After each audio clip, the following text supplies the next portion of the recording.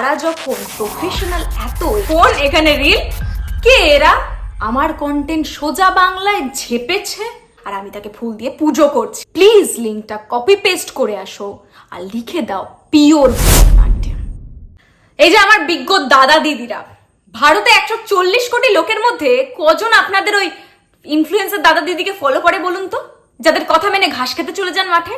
মাত্র 10,20,000 মতো মানুষ তাদেরকে ফলো করছে, আর তার মধ্যে একটি চুনোপুটি আপনিও। আচ্ছা, আপনাদের ঘটে কি বুদ্ধি ঢোকে না? না মানে আমি কিছু বলছি মানে আমার প্রোফাইলে এসে আপনি ভিডিওটা দেখছেন, আমার বক্তব্যটাও তো শুনবেন। যিনি এসেন আমার কমেন্টে না জেনে শুনে, না বুঝে সুঝে, না ভাবনা চিন্তা করে যা খুশি হেগে চলে, আপনি এটুকুও জানেন না কপিরাইট ক্লেমটা কি হয়। আপনাদের হয়তো জানা থাকবে না, আমি একটু জানিয়ে দিই। বড় বড় যে সিঙ্গাররা থাকে, ধরুন না, যারা এই আগের পুরনো যুগের গানগুলো নতুন করে ফিরিয়ে আনছেন, আনপ্লাগড ভার্সনে আনছেন, বা যে কোনো ভাবে নিজেদের গানটাকে, নিজেদের চ্যানেলটাকে, নিজেদের কণ্ঠটাকে এগিয়ে নিয়ে যাচ্ছেন, তারা কিন্তু একেবারে কপিরাইট ফ্রি হয় না। তারা ক্রেডিট দেন ঠিকই, কিন্তু ইউটিউব যখন তাদেরকে কপিরাইট ক্লেম করে তখন তারা ব্যাপারটাকে মেটানোর জন্য রেভিনিউ শেয়ার করে, কোল্যাব করে, আর এইগুলো না প্রোডাকশন হাউসের সাথে তাদের কথা থাকে। তো আমি যখন আমার কন্টেন্টের খাতিরে কিছু বলছি, আমার কপিরাইট ক্লেম চাইছি, তখন সেটাও ন্যায্য। কারণ প্রত্যেকটা ক্রিয়েটিভিটি, বিশেষ করে ভয়েস ওভার, অরিজিনাল অডিও বা অরিজিনাল ভিডিও বা অরিজিনাল যে কোনো কিছু, লেখা হোক, বইও হতে পারে, আপনি সেটাকে চুরি করতে পারেন না। চুরি অর্থাৎ এটাই, অন্যকে না বলে তার সৃষ্টিটা নিজের বলে চালিয়ে দেওয়া এবং ব্লগের মাধ্যমে এইটা দেখানো, গাইজ আমি আমার লুকটা ক্রিয়েট করছি, এই লুকটা ক্রিয়েট করতে গিয়ে আমার চোখ দিয়ে জল বেরিয়ে গেল। আর কত খাটনি হয়েছে ব্যাপারটাকে শুধু লিপসিং করতে, দেখে দেখে মেকআপ করতে, দেখে দেখে পেছনটা ব্যাকগ্রাউন্ডটা ক্রিয়েট করতে, বা গল্পটা মানুষের কাছে পৌঁছাতে। আর বোকা মানুষ পড়ে রয়েছে তাদেরকে লাইক করার জন্য। যখন আমি নিজের কন্টেন্টের জন্য অধিকার চাইছি, এই মানুষগুলোই তখন এসে আমাকে বলছে আমি নাকি jealous. Wow wow wow wow, আমার কন্টেন্টের অধিকার আমি চাইছি বলে আমি জেলাস? তারা যদি এতই হাই লেভেল ক্রিয়েটর হয়ে থাকে, তারা এই চুনোপুটির থেকে চুরি করছে কিসের জন্য? তারা যখন প্রফেশনাল এতই, তাহলে যখন ভিডিওটা পোস্ট করে ক্রিয়েট করার পর ক্রেডিট দিতে তাদের কেন বাদ ছিল?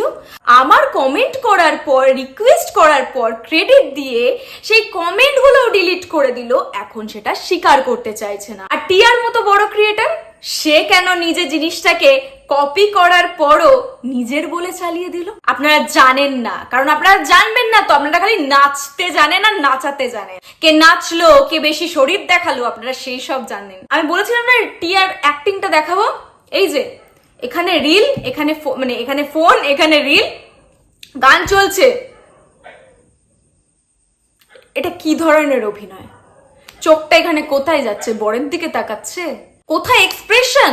আপনারা অন্ধভক্ত কিসের প্রতি আপনারাই জানেন, আমি আর মুখে বললাম না। জানেন, এদেরকে না কেউ চেনে না। কে এরা? কোথা থেকে উঠে এসছে? কি কাজ করে বেরিয়েছে যে এদেরকে চিনতে হবে? আর এরাই যখন লোকের ভালো ভালো গাছগুলো নিয়ে খাচ্ছে, তখন বলছি বলে আপনার গায়ে লাগছে? আপনি কটা কাজ করেছেন, বা তাদের থেকে আপনি কটা সুবিধা পেয়েছেন, কটা টাকা পেয়েছেন এই কমেন্টগুলো করার জন্য? জানেন তো, এই আর্টিস্ট, শিল্পী, এরা কিছু যে বলে না, আপনারা এসে হেগে দিচ্ছেন। কেন বলবে না? আমরা রাজ্যের সমস্ত কাজ ছেড়ে নিজের সামান্য প্যাশন নিয়ে এগোতে চাইছি, এত কষ্ট করে খাটনি করে করছি, কি পেটের ভাতটা জুটবে না? না খেয়ে আমরা শিল্প তৈরি করব? কি শিল্প তৈরি করব? হ্যাঁ, ওইরকম কপিরাইটেড অন্য কারো থেকে ঝেড়ে? আপনি ক্রিয়েটর হন না, আপনি কিছু ক্রিয়েট করুন, আগে ক্রিয়েট করুন, তারপরেই না বুঝবেন। ওই জিয়া টিয়া সবাই আপনার কন্টেন্টগুলো যখন ঝেড়ে খাবে না, তখন তাদের ওই স্ট্রাগলটা দেখবেন, দেখাবেন, এবং আপনিও চুপ করে থাকবেন। আর আপনার বাড়িতে তো নিশ্চয় 4টে ফোন আছেই, বাবা, মা, কাকা, জ্যাঠা, ভাই, বোন, যেই থাকুক না কেন।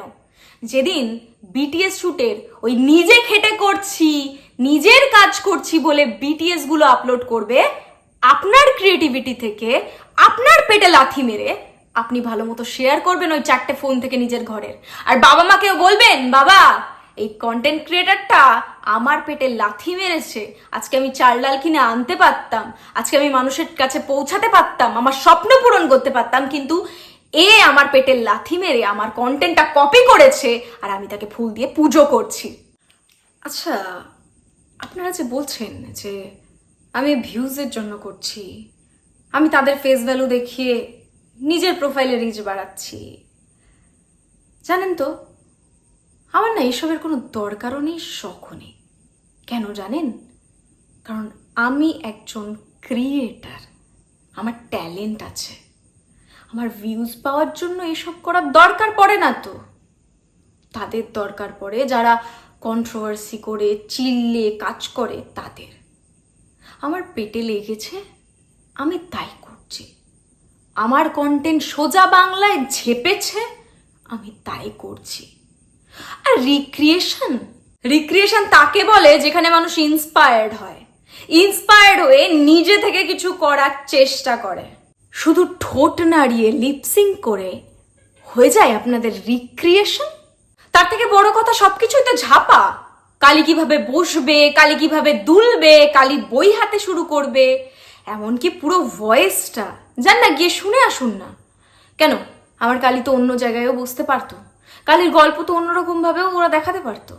কালি যে দুটো ঝুটি বাঁধবে তাও আবার আমাদের লাল ফিতে দিয়ে, সেটাও তো চেঞ্জ করতে পারতো। কি রিক্রিয়েট করেছে আপনার ক্রিয়েটার? ঘরে কতটা অন্ধকার হবে, ঘরে আর কে কে থাকবে, কালীর মায়ের হাত গালে পড়বে কিনা, কালী এভাবে নিজের চোখ দুটো সৌন্দর্য বর্ণনা করবে কিনা, সব রিক্রিয়েশনের আওতায় যদি পড়ে তাহলে তো সেটা ঝাপা মালের রিক্রিয়েশন। পাতি কথায় মেড ইন চায়না। যে একটা গল্প তৈরি করছে, কনসেপচুয়াল শুট করছে, তাকে জিজ্ঞেস করবেন সেটার অর্থ কি, এরা এক বিন্দু বলতে পারবে না। চোখের জল পড়েছে কিসের জন্য রে? চোখের জল পড়েছে মেয়েটার গায়ের রং কালো বলে। তুই জানিস কেন মেয়েটার রং কালো দেওয়া হয়েছে? কারণ মেয়েটার চোখটা সুন্দর বলে, মানুষকে দেখানোর জন্য যে আমার হাত পঙ্গু হোক, আমার পা পঙ্গু হোক, আমার শরীরে আর যা আছে সেগুলো ওয়ার্কেবল। তুই সেটা কি জানিস? তুই তো ক্রিয়েট করেছিস, রিক্রিয়েট করেছিস, মানে বলতে পারবি এই রিক্রিয়েশনের? শুনুন, কার কি ইতিহাস সবাই তা জানে। ফেসবুকে, ইউটিউবে অহরহ ভিডিও আছে, আপনারা খুঁজুন, খুঁজে লিংক তৈরি করুন এবং কপি লিংকটা পেস্ট করে দিন ওই পোস্টে গিয়ে, আর প্রমাণস্বরূপ লিখে দিন Bharatanatyam the professional version of dance. Okay, ভরতনাট্যমে আমিও একজন দক্ষ শিল্পী ছিলাম, 12 বছর করেছি। কি জিনিস আমি জানি। একটা পেছন দেখানো হাফ প্যান্ট পরে ট্রেনের মাঝখানে, রাস্তার মাঝখানে, আমি একজনকে ডেডিকেট করে বলছি না, এই সমাজে তাদেরকে ডেডিকেট করে বলছি যাদেরকে আপনারা হাইলাইট করেছেন। আমার কোনো শখ নেই তাদের ভিউজ দেওয়া, আমার থেকেও তাদের ভিউজ হয় জানেন, কারণ আমরা এদেরকে নিয়ে আলোচনা করি, আর এদেরকে নিয়ে আলোচনা করাটা উচিত নয়। আপনারা এখানে শীর্ষে এদেরকে এনেছেন। তবে হ্যাঁ, এটুকু চাইছি, যারা পারবে লিঙ্কটা কপি পেস্ট করতে, প্লিজ লিঙ্কটা কপি পেস্ট করে আসো আর লিখে দাও পিওর ভরতনাট্যম। এরপর অনেক বিজ্ঞ ব্যক্তিরা আছেন যারা আসবেন, যাদের বড় বড় ডান্স স্কুল আছে, তাদেরকে বলে রাখি, আমরা ভারতবর্ষে থাকি, আর এটা মাথায় ঢুকিয়ে শোনো, ভারতীয় কালচারে যে ডান্সটা হয় না, সেটা রাগ আর সুরের সাথে মিলিয়ে হয়, মানুষের মধ্যে একটা পজিটিভ ঊর্জা ক্রিয়েট করে। ওয়েস্টার্ন কালচারে সেটা আসে না, তাই জন্য তারা আকর্ষণ স্টার্ট করে। কিভাবে আকর্ষণ স্টার্ট করে তোমরা তো খুব ভালোভাবেই জানো, বোঝাতে হবে না, তোমরা একটা ডান্স টিচার, প্রফেশনাল। আমাদের ভারতীয় ডান্স দেখলে মনের মধ্যে শ্রদ্ধা আসে, আর সেই ডান্সের সুর কে করেন জানেন? আমাদের সুরের দেবী সরস্বতী। নিশ্চয়ই দেবী সরস্বতী ওয়েস্টার্ন ডান্সে ডিজে বাজান না? তাই ভারতের থেকে ভারতীয় নাগরিকত্ব বজায় রেখে প্লিজ ওয়েস্টার্ন কমপ্লিমেন্ট কমেন্ট দিতে আসবেন না। অনেক ধন্যবাদ আপনাদেরকে। আর আমার ন্যায্য বিচার আমি নিয়েই ছাড়বো।